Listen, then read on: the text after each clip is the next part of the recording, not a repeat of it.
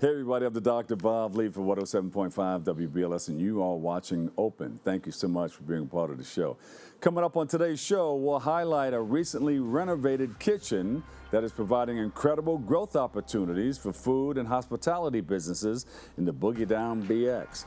And then we'll speak to the VP of Communication and Marketing at a nonprofit organization that is providing vital sexual and reproductive health resources for our community.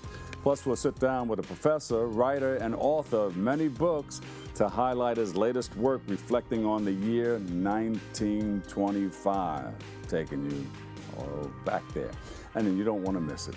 Finally, we'll sit down with a filmmaker, co-producer, and the film's leading cast members to shine a light on De La Cruz, the movie. So stay tuned. Kick off your shoes and relax your feet. Let's bounce together. We're open. Here we go.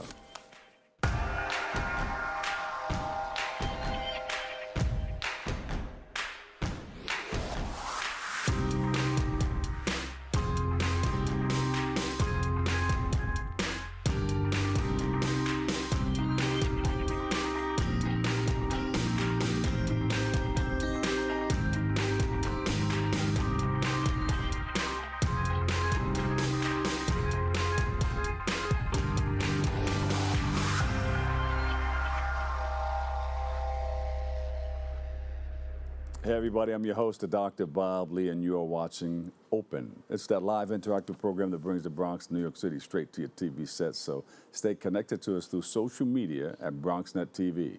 Leading things off, our first guests are the Vice President of Community Development for WHEDco, the Kitchen Operations Manager for Bronx Cook Space, and member of Bronx Cook Space and CEO of MK Kitchen and Montego Bay Kitchen. Yeah, woman. It's a bakery, but they can cook anything. They join us to shine a light on how the Bronx and that cook space is being used as a springboard by local food entrepreneurs in our community. So please welcome to the show, Kerry McLean, Levar Fulmore, and Julian Forbes. Welcome, guys. Thank you. Thank you for having me. She's wondering how this is done. She said, I said, that's how they do that. They just sit back and chill and just bring all that stuff in, and then they start talking to us. So here we go. I got a piece of it on the script here. Kerry, Levar, and Julian, welcome to the show. What is the Bronx Cook Space? And what kind of support does it offer local food entrepreneurs? Who wants to go first? Yeah, I can start us off. Yeah, and talk kick about it off. WHEDco. So WHEDco stands for Women's Housing and Economic Development Corporation, and we're a community development nonprofit here in the Bronx. And our goal is to, just support the building of thriving neighborhoods. We believe that everybody in the Bronx deserves to live in a thriving neighborhood, and we do this work through affordable housing, education and youth development, but also through entrepreneurship and cultural programs. I like it. So WHEDco founded Bronx Cook Space a long time ago, and we are so excited that we're able to renovate this kitchen incubator right here in the Bronx. And what Cook Space does is that it provides opportunities for food businesses to start and grow. So we know that it's so expensive to open up any kind of business, like in your own space. But Cook Space provides not only space, but also technical assistance, as well as workshops for small businesses to start their food businesses with fully equipped, in a fully equipped space with all of the bells and whistles that are needed. I'm looking at the pictures going through while you're talking. Look at this space here. And Levar can share more too. You're renovating. Yes, it is renovated, and Levar, as our kitchen operations manager, can share more too about what exactly you're looking at. Yeah, before we get into that, WHED. Yes. What does it stand for? Women's Housing and Economic Development Corporation, WHEDco. WHEDco, there you go. But we help men too. Men too, it includes men too. Yes. Can't do it without the man, and vice versa, Of course. So, guys, Levar, tell us how you got into it. So I recently started in March of this year, and was brought in to help reopen the kitchen space. And at the space, we, as Ms. McLean stated, we do provide a number of assistance with technical support. And also, we also help with branding and marketing. We have a lot of operators that aren't sure quite which direction they want to go in, whether it's packaging and going and moving into a retail space, or just kind of building their own catering business, but we have the ability to help in all those different areas of the food service industry. So who puts on the white apron? Who's doing all the cooking? Well, you do some of That's the you? cooking. Right. We do some of the cooking. That's where Julian comes in. Levar. So, Julian, rather. Yes. yes, I'm Julian. Thanks for having us. This was an amazing space that I stumbled upon in my research some years back, during the pandemic. Had a concept that I wanted to kind of flush out, and I was able to kind of use the resources at WHEDco, at the Cook Space, to really explore some of the things that we had in our heads that we were working on in our kitchens at home. Happy to say that from that point, we have 2 Bronx locations, brick and mortar. One is called Myers Barn Kitchen, which is in the Throsling section of the Bronx. We just opened our bakery. You're making me hungry. Listen, we got some good stuff there. Montego Bay Kitchen and Bakery. So these are items, some Jamaican favorites, right? What's in there? What do you cook? We have patties. We have beef jerk, patties, chicken patties. chicken patties. Spicy? We have vegan items. Yeah. Not too spicy, but there's some spice to it, right? yeah. We have some great Jamaican baked products, baked goods, breads, sweets, buns. We also have food, right? We have some jerk chicken. We have some oxtail. We have some curry goat. We got some stuff. We have some good food. The Cook Space provides our reach because we're able to use it. This is what gets me in trouble. I was standing on stage yesterday in Harlem, and you take pictures, but you go like that. Put your stomach in like that. But when you're relaxed and you're standing up there, somebody said, all right, let me take some pictures That's and the send it to candid. them. I'm out there like this. But I'm a foodie. I love to eat food. So Yeah. when you talk about good food, and great things that you're doing in the community, that's right up my alley. Yes. I'm loving it. Yes. Yeah. And, definitely credit the Cook Space for really allowing us to put our toe in the water with the food, because that's a very challenging business, a lot of competition, and we wouldn't have been able to do what we are doing now if we didn't have the Cook Space. Yeah. So, but how did you guys come together? So Google. I was looking for a place that I can, a commercial kitchen, and like Kerry mentioned, trying to do the practice by getting a location is not the most economical. The pricing was amazing. You were able to rent the space for a very small amount, and we meaning my family, we found the Cook Space. We set up. They help us set up everything regarding getting ourselves licensed with the health department, paperwork, bringing all the got ourselves insured, everything that we need to do to start as a new business. They put the alphabet on your door and all that stuff? Well, because it's a commercial kitchen, they already have the alphabet on the door. So that's another advantage. We didn't have to necessarily worry about that piece. They had that part locked in. Right. So all we had to do is just make sure that we bring the necessary documents to the health department so that we can get approved on that end, and we were ready to go. Yeah, and people go by that alphabet on the door. They do. Even if it drops to a beat, they say, I don't know what you eat over there. But that's good. So you just started a year ago, right? I started this year, and that's when I had the opportunity to meet with Julian, and not only just Julian, other operators who are actively looking for a space to really grow their business. So we, like I said, we provide the space, and one of the unique things about the Bronx Cook Space is that we're 24 hours. So many operators are limited, and initially they try to keep costs down as much as possible. So they may have a full-time job in the daytime, but we provide an opportunity for operators to come in and do production during the night. So we're open 24 hours. Oh, wait. So you can invite people to come in to do operations, what cook and Yeah. So they have the opportunity to produce their product, whatever it may be. If their schedule permits that they want to come in at 1 o'clock in the morning, they have the opportunity. So if somebody has something to cater, they can rent your space. And Yes. So so there's always a kitchen available for somebody then. Correct. You know, people are looking for that. Absolutely. Because he said, "Oh, I don't know, I would like to do more, but my kitchen is not big enough." Right. Right. But you have the space. Right. You got the spices and ingredients too. In We there? have the Or you gotta bring your own. We have the equipment. We have the equipment. So the kitchen, after the renovation, most of the equipment in the kitchen was upgraded. So we have state-of-the-art equipment in the kitchen. We have ovens that have recipes in them. Yeah. So these are things that you don't traditionally find Wait a in other minute, you got the kitchens. computer. You don't have a recipe book. Yeah, You got the recipes are in the computer. oven. Right. It's in the oven. Yeah, you literally push a button and you can get an apple pie recipe. Get in outta it. here. Yeah. So even I can cook. even you can cook. Yeah, absolutely. Oh man, we'd Yeah. like to come by and check that out. Sure. Maybe bring some BronxNet cameras Sure. down there. That'd be great. And watch you guys operate. That'd be Yeah, great. that's great. That'd be Yeah. great. Yeah, it's 4,000 square feet of space, and it's divided it up into 4 kitchen bays. Right. So business owners can be working side by side, learning from each other, sharing with each other, procuring from each other. It's a real incubator space in the Right. true sense of the word. Right. It's an educational piece too, Yeah. especially for people who want to, entrepreneurs who want to start a business. Yeah. So let me try it out in this kitchen here. Right. Right. So bravo, this is wonderful. you. I didn't know you guys were out there like that.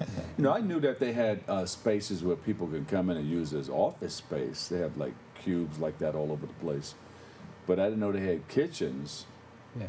where they can go. I know there was one in the banknote building where they Yes. taught students Yes.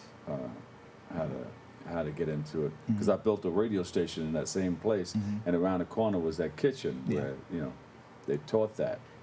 So, but you guys have it out there, and then are you? How are you reaching out? You go into the schools or anything?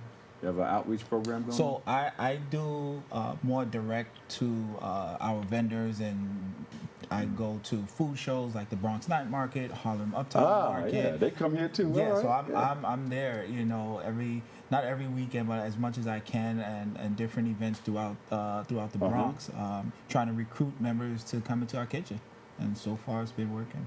It's been working. Yeah. Do you have anything coming up next that you can highlight or talk about right now?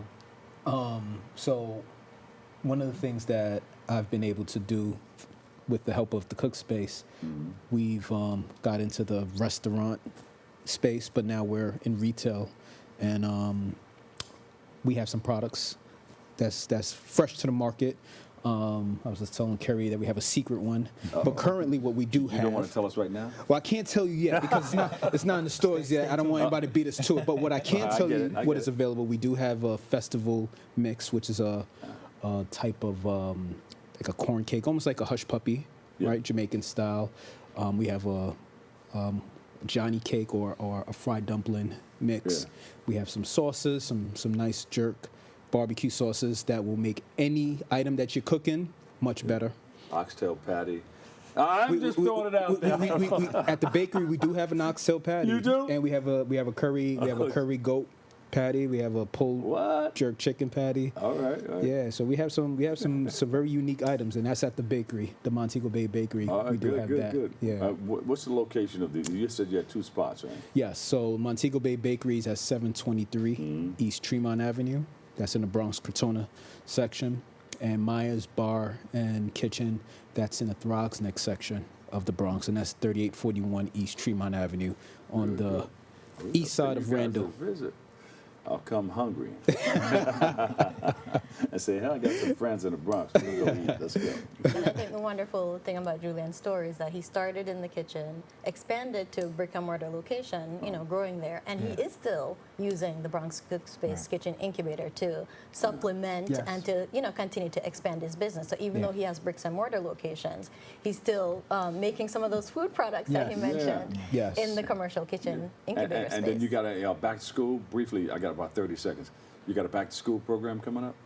WHEDco actually does have a back-to-school event on August 28th that we're going to have at our Bronx Commons building, and we're actually planning, Levar is, a food event, so we'll tell you more about that. It's going to be in the next month, so we'll make sure to let you know so that you can publicize it to everyone here who's watching the show. Well, next time you come, you can bring some products out here. And, we can eat and talk at the same time, break some bread. Yes, The favorite, for sure. favorite Yeah. part of my job. There you go. All Taste right. everything. All right, great. So we can test it with you. Right Gotcha. So thank you for all the work that you're doing in our community. Website, social media, where can we reach you? You can reach WHEDco at WHEDco Speaks, and Levar can say about Cook Space. You can reach the Bronx Cook Space at bronxcookspace.org, and our Instagram is at Bronx Cook Space. Julian Forbes, Kerry McLean, Levar Fulmore. Thank you guys so much for joining us, okay? Thank you. And we go by the name of WHEDco. That's right. We appreciate you guys. Thank you. Thanks for having us. All right. Thank you. We'll take a quick break. I've got more. Hopefully we'll eat some food coming up next. We are the Eco Leaders. We learned that everything starts with ourselves. Then we have to educate ourselves. Then we have to build community and use our imagination. Eco Leaders, you step from the future to save the past. Heal the planet and make it last. We find solutions with knowledge light. Venture forth, Eco Leaders, you're Eco Leaders. We're gonna start the show right now. This is my favorite part. Ready in 5, 4, 3, 2. Hey, this is Angel, and I am one of the instructors for the in-studio production. Here at BronxNet, we offer classes that can help you elevate, expand, and start your television career. All you have to do is sign up at bronxnet.org/education. For the past 7 years, I have been in various productions, spanning from talk shows, independent films, news reports, art displays, teachings, musical performances, and many more. Ain't that right, Angel? Yeah, you're absolutely right, Angel. There are a lot of creative individuals that we're just waiting to sign up for the class. And if I may, can I also express thank you, Angel. That's all the time we have left. Visit bronxnet.org/education and become a producer by taking the course. The class I offer is also in English, en español y también bilingüe. Nos vemos en la próxima clase. And welcome back. On a day earmarked to celebrate America's independence, this July 4th, President Trump signed a bill into law that has a major impact on low-income families, their ability to access affordable health care, and now feeling the residual effects of this law as an essential health care provider in the Bronx and throughout the country. Planned Parenthood of Greater New York. And joining us to discuss how this bill will impact her organization, please welcome Vice President of Communications and Marketing at Planned Parenthood of Greater New York, Jacquelyn Marrero. Jacquelyn, welcome to the show. Dr. Bobley, thank you so much for having me here today. It's all over the place. You see a lot of people come on TV and they talk about it. They're being interviewed all over the place. And it has a major impact. Begin to tell us some of the things that you're doing and going through and preparing for. Sure. The bill that Congress passed and has since been signed into law by President Trump is devastating, dangerous, and quite frankly, a direct attack on individuals and families who are already struggling to make ends meet, as well as access abortion.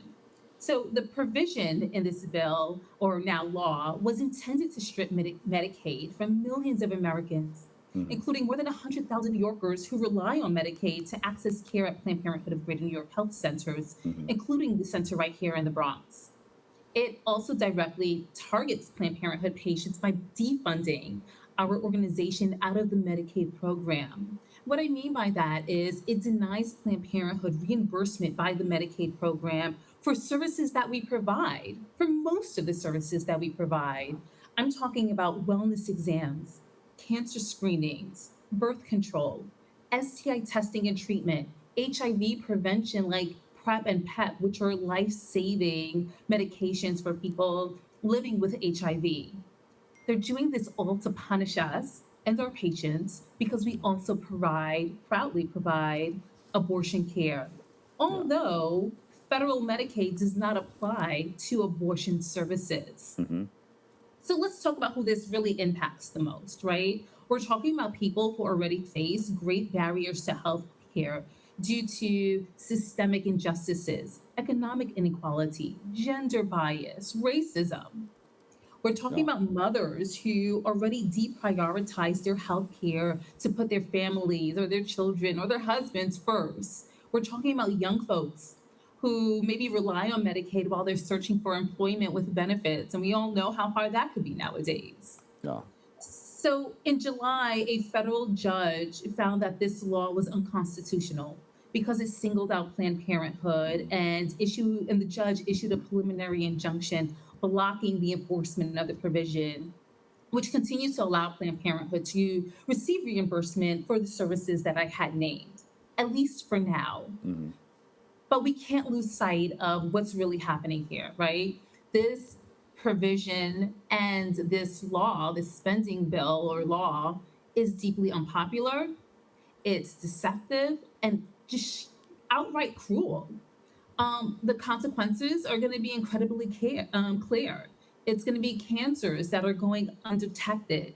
It's going to be STIs that are going to be untreated. Patients are going to lose access to birth control and abortion care. Health centers, specifically Planned Parenthood health centers, could be at risk of closure. The hardest hit are going to be Black and Brown communities right here in the South Bronx, where I call home, LGBTQ plus folks, families and patients with low incomes, and people in rural areas of the state. And just to put this in broader context, all while giving tax breaks to billionaires. The spending plan is the most significant transfer of wealth to billionaires on the backs of healthcare. Yeah. And in a statement, Planned Parenthood called the law a backdoor abortion ban. Connect the dots for us. Absolutely. So defunding Planned Parenthood was a deliberate attempt to punish abortion patients and providers. The language in this law specifically excludes Planned Parenthood, it names Planned Parenthood, in abortion access states like here in New York, where we know abortion is codified into our state constitution. More than 50% of our patients use Medicaid to access our care. In a state like California, 80% of their patients rely on Medicaid. By defunding us out of that program, it puts our health centers at risk of possible closure. And we're proud to be one of the largest providers of sexual and reproductive health care and abortion care, along with education and our advocacy work. What this administration is trying to do is starve us of a critical revenue stream that goes directly back to the communities that we serve, all to block access, or strictly limit access to abortion. What should your patients on Medicaid know if they need to access health care at PPGNY? Well, first, care continues here. If you need health care, sexual and reproductive health care, if you need abortion care or gender affirming care, you can absolutely book an appointment. Visit our website at ppgreaterny.org. Call us at 1-800-230-PLAN and book an appointment. We have an incredible health center here in the Bronx, which was recently modernized so that we are reaching the population of people who need us the most. So care continues. Yeah. That's the first thing I want folks to know. Yeah. If you have Medicaid or any insurance or uninsured, you can also access our health care. We're not going to allow this administration to fully impede our ability to care for the communities that we serve. And we're going to use everything in our power to do as much as we possibly can for as long as we can. Yeah, I So that's see. what I want people to know. Yeah, I see the vehicles, the big vehicles traveling through the streets and sometimes parked at health fairs and things of that nature. Here in the Bronx, what kind of reproductive and sexual health challenges do you see most often with young adults, especially in the summertime? Sure, that's a great question. I think the vehicle that you're referring to is Project Street Beat, which is one of our oldest HIV preventative care modalities and programs. Our PSB, or Project Street Beat, has been around for quite a few decades, and I believe has greatly contributed to the reduction of HIV in our borough and perhaps even in our state, which we know the Bronx, specifically the South of Bronx, has for way too long been one of the most unhealthy congressional districts in America. Yeah. What kind of healthcare provisions we offer and see amongst young people? I'll say this. Young people must be educated on sexual and reproductive health care. And we are advocating for comprehensive sex ed in schools, and we provide those services as well. So people know not only about how their body functions and what healthy sex looks like, but things like consent, which are incredibly important, Yeah. and directly help reduce the rate of STIs in our communities. Yeah. Where do you start, in junior high or high school? Well, we believe in comprehensive sex ed K through 12, right? And that is offering age appropriate sex education. Yeah. So someone as young as kindergarten knows the difference between good touch and bad touch, right? That's age appropriate. Yeah. And then as you get older, you begin to learn more, as most of us, probably not many of us, learn in high school. Yeah. So, who is most directly affected by these challenges you face in maintaining these services? Well, a majority of our patients, like I said, rely on Medicaid. So we're talking about families with low incomes, Yeah. people who are struggling to put food on their tables, right? We didn't even really dive into how this spending bill also drastically limits access to SNAP. These are families who are literally hungry, right? And probably deprioritizing their access to healthcare. We're also talking about individuals in the LGBTQ plus communities or trans individuals who, quite honestly, have a hard time navigating the employment landscape.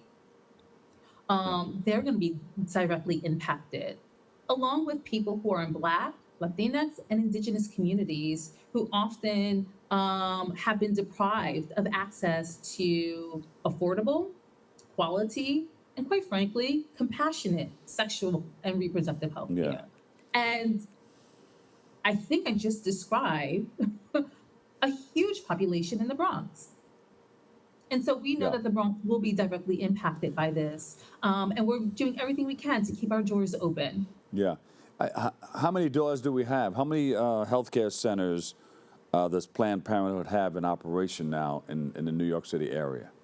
Sure. So in the New York City area, we have 4 health centers. We also have our virtual health center, which allows people to connect with a provider from wherever they feel safe. Maybe that's home. Maybe that's in their car, right? Maybe it's at a friend's house. But it allows them to access care with a provider no matter where they are in the state. Yeah. People are not feeling the effects of the bill that just went through. But what do you tell them to prepare them for it? Yeah, that's a great question. We know that the devastation of this bill is going to be long lasting. And what I tell people to do is begin to act now. Begin to, if you have the power to organize, if you are in a position where you have a certain level of privilege or resources, gather your friends. Host a fundraiser, right, for Planned Parenthood and for patients who access our services. Something my family and I like to do at our home in the Bronx is host bingo nights, where we raise money and funds for various charities. Go on our website, get involved. We have a get involved button so that and once you visit that site, you'll see a petition to Governor Hochul and our reproductive champions in Albany. Sign the petition asking for state relief should Planned Parenthood be defunded by the federal government. So you're in hopes of getting funded statewide and also privately by holding these little like fundraisers on the side. So it's going to take community-based organizations, CBOs, and nonprofits to help continue these efforts. We are part of an essential healthcare ecosystem, right? A recent study found that Planned Parenthood is irreplaceable in the communities we serve. And we're really proud to be part of an ecosystem that focuses on the health and welfare of all New Yorkers, specifically centering those who have been pushed to the margins of society due to various economic and social injustices. And we must continue to center those communities. Philanthropy has always been a way to support our patients and our organization. However, we need sustainable funding. And that comes from the federal government, which we know we can no longer rely on. And now we are turning to the state to help Yeah. provide financial relief should we lose that critical funding from the state and Medicaid. Jacquelyn, you want to give a shout out to some of the staff that are working with you to help make all of this happen in our communities? Thank you so much. Shout out to everyone who's working at the Bronx Health Center today and every day, from our providers to our front desk staff. Shout out to the educators and community organizers and activists who go out into community with their sexual and reproductive health care kits, and they're showing people, how to educate themselves about their bodies and consent, and all the people who are really doing a lot of the hard work when the federal government is telling us not to. We know that our existence is an act of resistance. And for more information, they'll go where? You can visit ppgreaterny.org. There you go. Jacquelyn Marrero, Vice President, Communications and Marketing at Planned Parenthood of Greater New York. Thank you so much. Thank you for sharing. All right, we'll take a quick break right here, but wait, we'll come back. We've got some more Open coming up next.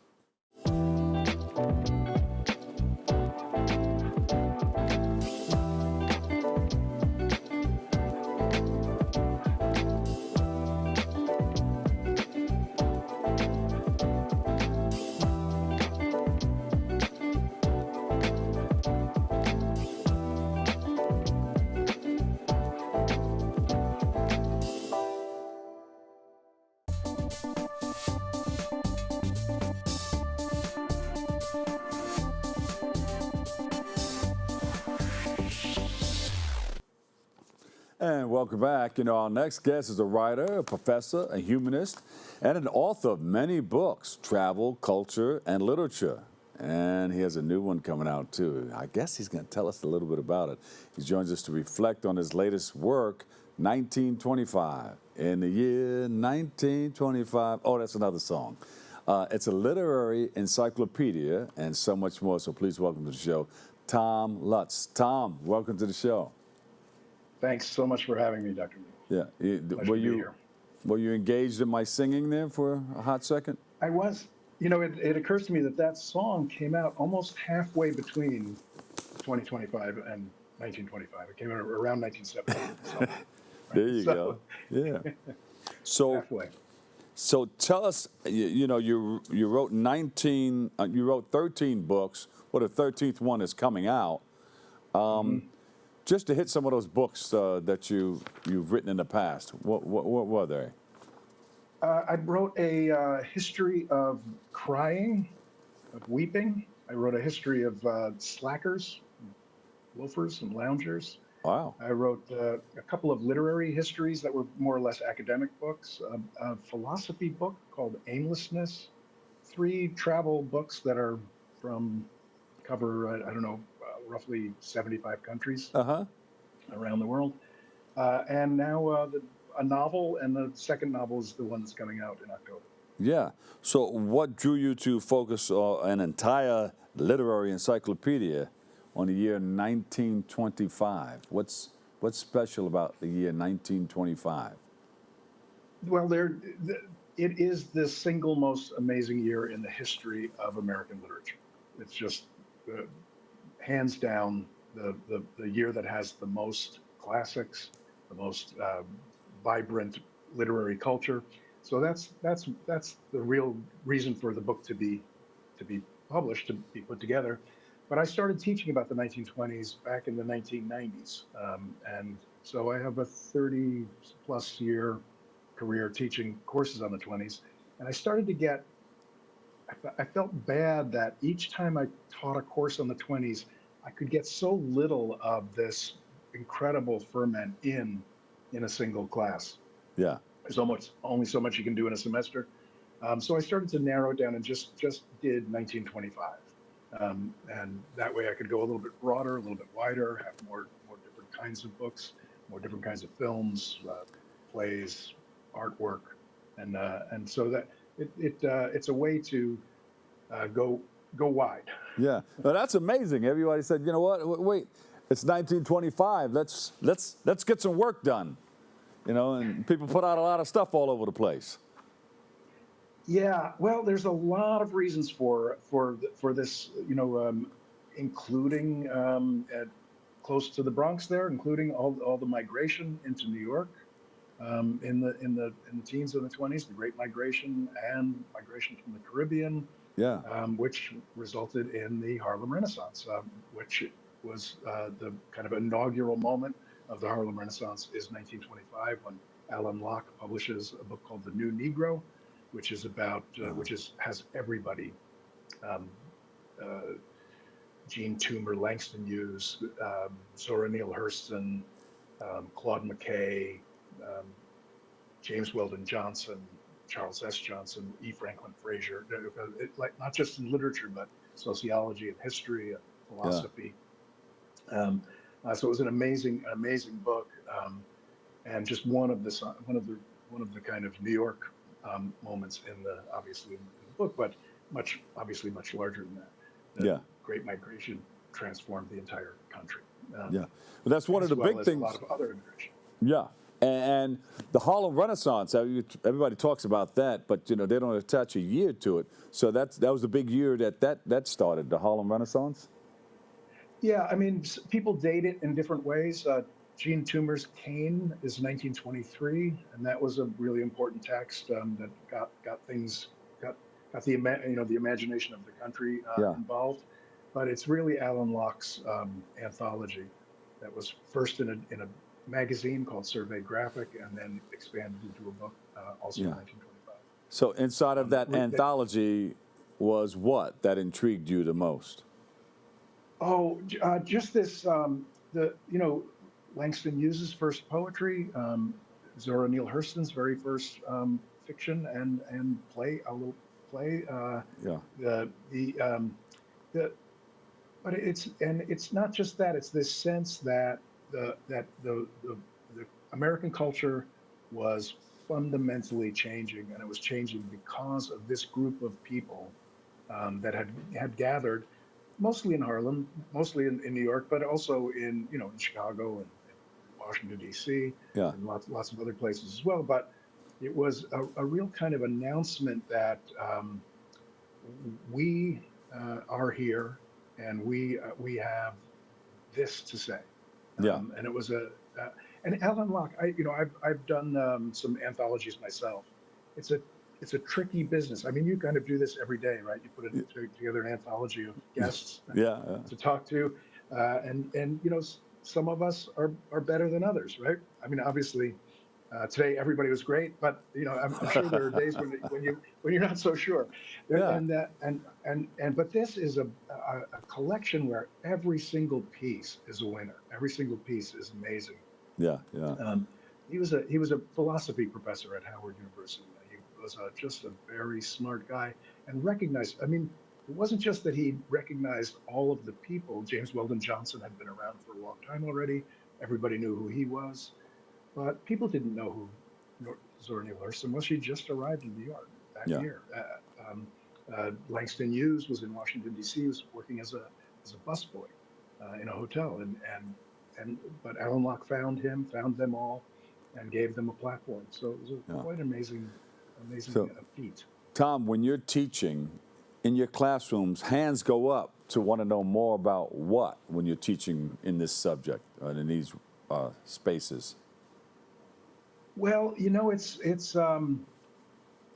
funny because I probably would have answered that question differently in 1995, and I answered it in 2005, and then in 2015, because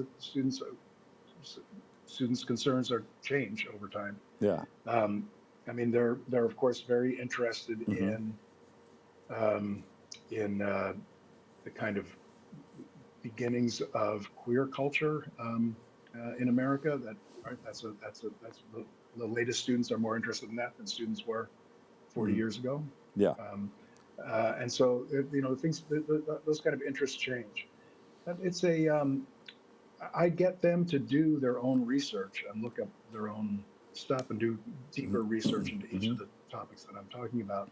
And so what they end up kind of learning how to kind of find their own interests in the archive. And I just give them a little portal in, but other than that, they can follow their own interests. That's the point of these kinds of courses. Yeah, and was literature the dominant media at Absolutely. that time? Yeah. Absolutely. Radio was getting bigger. There were about 20% of the households in the country had radios. But even radio had a lot of book shows and book conversations. A lot of the acting took place on radio, yeah. Yes, and a lot of acting. They were starting to do that as well. And then, of course, film was getting bigger. People went to the movies on the average of once every 2 weeks across the country. So, compared to the 8 hours a day that we consume screens now, it's a tiny part of their life. But literature was the kind of queen of the sciences at that moment. Everybody thought it took it seriously, and it wasn't just the books themselves, but book talk. So book reviews. Yes. Even mediocre books would get dozens of reviews. Mm-hmm. Yeah, and a lot of that took place on. It's interesting to go back and listen to a lot of that. Lucille Ball and all those people started on radio. Yes. Back in the day, it was like the theater of the mind. And that's why it was so easy for them to move into TV, because they knew how to do it. And some of what, like the Grand Ole Opry starts on the radio in 1925 in Nashville. And so it's become a really important place for people to find music and new music they haven't heard before. And the music in 1925, it's Louis Armstrong's first Hot 5 recordings. So in some ways, it's the beginning of jazz as we know it. Yeah. It's the quintet, jazz quintet. And at one point in New York in 1925, you could walk from where Ethel Waters was singing to where Louis Armstrong was playing to where Duke Ellington was playing. To where Bessie Smith was singing, and that was all in Midtown in the theater district. Before you get to Harlem, where, of course, everybody else was playing as well. Yeah. And so it was an amazing period of artistic ferment in all fields. So the first Dada exhibit in Paris is in 1925. The first Surrealist exhibit is in 1925, and Josephine Baker shows up in Paris. Yes. Wow. Tom, that's great. I love what you put together in 1925. I think I got to get that book, and then I got to get the one that you're going to come out. Your 13th book? Is that the 13th book? No, this is the 12th, and the 13th is called Chagos Archipelago. Yeah. It's set in the Indian Ocean, where around Diego Garcia, which is the largest American military base, the secret military base. Wow. Where can we go for more information? I mean, they're going to give me 30 seconds, but give me that information. Social media. Yeah, TomLutzWriter.com. Yeah. Is the easiest. And then I'm on Instagram and everything just with my name. Yeah. And where are you teaching, Tom? I just retired. All right. So every day Saturday. I get it. Absolutely. Hey, Tom, thank you for joining us, all right? We appreciate you. My pleasure. Come back and share more on that 13th book. Would love to do that. You got it. Tom Lutz, author, professor, editor, humanist. We appreciate you, Tom. Yeah, likewise. All right. We'll take a break. I've got more coming up right here on Open. 0.7% of Bronxites currently experience food insecurity. Meanwhile, instead of these nice, colorful foods, this is the best food that they have access to. If this sounds like you, there are a bunch of resources to get healthy food for free or cheap. If you want to help, you might consider donating or volunteering in one of these places. Community fridges like this one are all over the city and allow New Yorkers to conveniently donate extra food to people who might need it. Go to this link and find your nearest one. Food banks and pop-up events like these provide millions of healthy meals to families in need. These organizations are distributing meals to Bronxites as we speak, and are always accepting donations and volunteers. There you go. Welcome back. Our last guests are a filmmaker and producer with almost 2 decades of experience in the entertainment industry, and he's going to be broadcasting. He's a broadcast member for the film De La Cruz. And he joined us to give us an update on the movie and so much more. So please welcome to the show Michael Baez, Fernando Gaviria, and Dayana Rivas. Welcome, welcome. All right, great to be here. Thank you for having us. I know I probably got one of those names a little fuzzy, right? You got Diana's right, Rivas. Gaviria. Yeah. Hey, welcome, guys. You guys look good. Thank you. We're happy to be here. I'm in California, and both Fernando and Dayana are in Mexico City. Oh, wow. All right. So the West Coast, and wait a minute. It's the same time, though, where you guys are, right? You're about They're 3 actually hours. an hour ahead of me. They're an hour ahead of me. Yeah. Good. So tell us a little bit about what we're working on here and how you guys came together. Sure. Yeah. So De La Cruz, the last time you had us on, we were talking about that we were at the film festivals, but I was with Sophia. That's right. Yeah, we're at this film festivals, but since then, we've been released. We're officially on Amazon Prime. We're on Fandango at home, and we're on Verizon Fios. So Well, everybody give them a big round of applause at home and in the studios and in the control rooms up there. Yeah. Congratulations. We just had our release August 8th, and we're getting calls, texts, emails, and DMs from around everywhere. Puerto Rico, New York, Arizona, Florida. Everyone's watching it, so we're really excited. Beautiful. That feels really, really good, right? It's a good feeling. It's been 28 years in the making to get this finally told. Wow, yeah. Hey, you know, as long as we keep on moving toward what we want to do and what we want to accomplish when it all happens, it feels good. It's a wonderful journey, right? And it doesn't stop there. No, this is a trilogy, so there's actually two more scripts that are already written, and we're going right into the next ones very soon. Like I told you before, I'm gonna jump in one of those. Yeah, you're gonna be one of those. I have my SAG-AFTRA card in my wallet here. Perfect. So we're gonna come out and be a part of it. I had the pleasure of meeting Fernando and Dayana, and during the whole journey of making this movie, they're 2 incredibly talented actors. And I just, when I saw them, and they just nailed the roles. They just got the roles. So I'm so happy. Fernando plays the dad of Yoli, and Dayana plays the best friend. How does that feel, Dayana? The best friend. Wonderful. Daniela, it's my character in the film, and Daniela teach me about the loyalty with Jolie. Jolie is the protagonist. Yes. They have a really beautiful relationship. That's her best friend, and she helps her during one of her darkest times. So she has a tremendous amount of loyalty. That's the three friends there, and that's Dayana on the far right. She dyed her hair black and put the bangs. So in her role, she plays a goth girl. She plays a goth chick. Yeah. Wow. Dayana, say it in Spanish. ¿Qué digo? Sí, what you just said. Puedes decirlo en Say it in español. Spanish, español. Ok.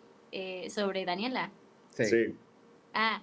Daniela, pues, es una chica darketa. Ella tiene una religión fundamental en la película que es la Santa Muerte. Y, pues, es muy importante para la vida de Jolie de la Cruz. Y pues es su amiga y pues juntas se aventuran como en el crecimiento de lo que vive como mujer. Pues la protagonista presenta a los 2 personajes principales y pues lleva un mensaje importante sobre el empoderamiento femenino. Yes. Did she nail it or what? Very good. Yeah. Good call, Dr. Very good call. All right. The Brady Bunch. We got the Brady Bunch circle thing going here. Now, Dayana, look up. Look down. All right. How about you? I got to get a pair of glasses like that, though. Yeah, right. You got the coolest glasses. I'm telling you, he wins. He wins a cake here. Thank you, Lee. So, explain your part. Oh, my part is Fernando. I'm the father of Jolly, where is everything in the movie for me was amazing. You know, it's the conflict between the father and daughter, and it's amazing. So, you know what is the amazing thing about this film? We have been doing this for more than 25 years. Those kind of films where you do that, but you know it's great film. Man, the destiny. When you have a plans, God laughing at you. I know it was good. We were so little production. This guy, we have a writer that's so amazing director. He never. I was concerned. He never directed me like, no. Yeah. Go ahead. I got it. Hey, wait. No, I got it. So there's a lot of things going on, and now we just yesterday I find out we 48 awards film festival. I'm so proud. I'm so proud. I can't wait to for the next part. So I'm very very happy of this great film, the great cast, the great everything. So yeah, and for it's. The relation between the father and daughter is that. The chemistry is amazing. I know it was there, but really we did, I think it was exactly what we want. It's exactly what the director want. The feeling between the father and daughter. Yeah. And that's the people respond to that. Whenever I get a lot of feedback, it's been definitely on the relationship. People really feel that and connect to that and really appreciate it. So it's been a really wonderful thing to experience and to see that translates across the screen. Beautiful. I want to bring back this little clip. Don't play the trailer yet, but the breakfast spot, guys. Bring that back for a hot second. The breakfast table. Now, hold the trailer for a second. Bring me back that breakfast table thing with the juice. Yeah, I think that's a cafe. It might be a cafe scene with Dayana. Yeah. Yoli and I think it's that one. You see it? It's not up yet, but while they find it, I'll share something. What's something very interesting I heard. Oh, there we go. There it is. No, not that one. It was a glass of orange juice on the table there. Okay, it might have been. Yeah. I think it's a cafe scene, probably. Yeah. But I will say this. I heard years ago that casting is 80% of your movie. You got to find the right actors. Yeah. Absolutely. When I found Fernando, Dayana, they just had it. They just had the talent, and they required very little direction because everything. I'm the writer also, so everything is in the script. Everything about the characters, even some direction isn't there. There we go. Oh yeah, it's a there you go. Now wait a minute. Let me ask you a question. Did you guys eat the props or drink the juice? Oh yeah, absolutely. Is that real? They're real. 100%. Sometimes the juice stays there, and sometimes you you change the shot, and the juice is down here a little bit, and it's back up or too full. But it's just me. But anyway, listen, let's go to the trailer. You want to introduce it? Yeah, let's do it. So this trailer is amazing. It gives you definitely the storyline of the movie, but there's way more than this. The movie is 2 hours and 8 minutes. So to get this down into an hour, a minute and 50 seconds, whatever the trailer is, was really, really difficult. I got to tell you that. Yeah. But it's a really exciting trailer. So check it out. Check it out.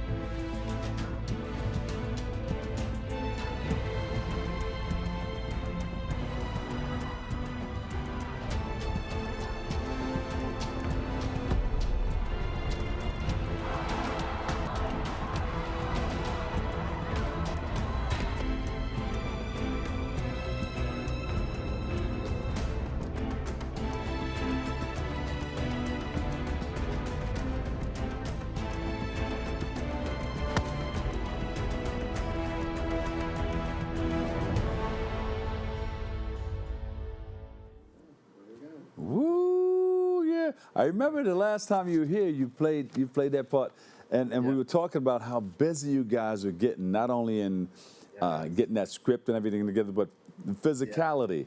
You know, you guys very physical in that. It's a very physical movie. It was very quite demanding. You know, Sophia, who played the lead actress, she did all her own stunts. She was in training for 3 years in MMA. She had no fighting experience prior to this, and she trained for 3 years as I was trying to raise the money and try to find the right cast and the crew. She was in training with Luis Grasso, who's the father of Alexa Grasso, who's the UFC champion.